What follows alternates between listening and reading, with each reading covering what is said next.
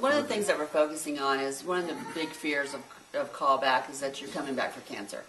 Everybody that gets called back thinks, I have cancer. I'm coming back and I'm going to have cancer. And we don't want you to think that, because there's so many other reasons that you get called back, and very few of them have anything to do with, oh, we think you have cancer, truly. And so we do list the different things that you would get called back for. So please go back in for your callback, number one, if you do get called back, because it's really probably not going to be a positive finding. Mm-hmm. And then we do list the different types of terminology like calcifications and fibroadenomas and different things, fibrocystic tissue. Because as technologists, you know, we forget. I mean, we're talking to you like, oh, well, you just have some fibrocystic tissue, and you're okay. And you're like, and then we have people call us, oh my gosh, they just told me I had fibro. What is that? You know, it's like, I haven't used that phrase today, so I don't know what that means. Yeah, exactly. Calcifications. But we do kind of have a list of things that you would get called back for. Trying to focus a little bit more on the things that are not cancerous, because most of the time that is what you're getting called back for. Mm-hmm. And then giving you definitions for things that you may have heard from your technologist or from your physician or your radiologist about, you know, what those do mean.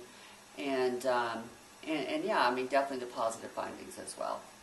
Our focus isn't so much on breast cancer. It's more on breast awareness and education. Right. And do come in early, and keep coming in. And don't be afraid. We're going to have a place, it's called Facts, where we're going to tell you a little bit about, like, a mammogram is equal to flying from New York to California.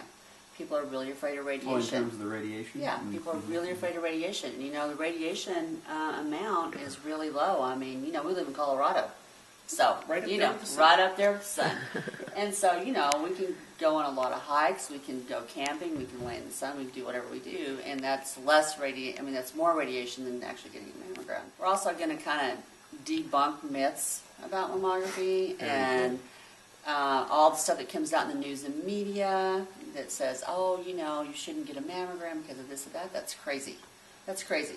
Well, how else are you going to diagnose it? You know, right. I mean, don't tell us not to do that, and then don't give us an alternative. Right. There's some things out on breast self-exams that say, "Oh, don't check your breast anymore. We don't want you to check your breast anymore because you're finding too many lumps." Well, so what their new terminology is like, get to know your breast.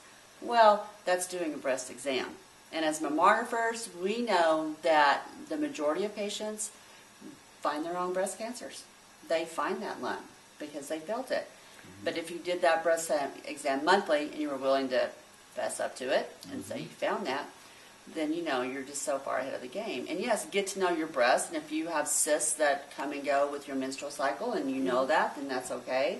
But if you feel anything different, you know. So we are also telling on our website, we encourage that as mammographers. We're not doctors again. But just our experience is that we want women to check their breasts. Mm-hmm.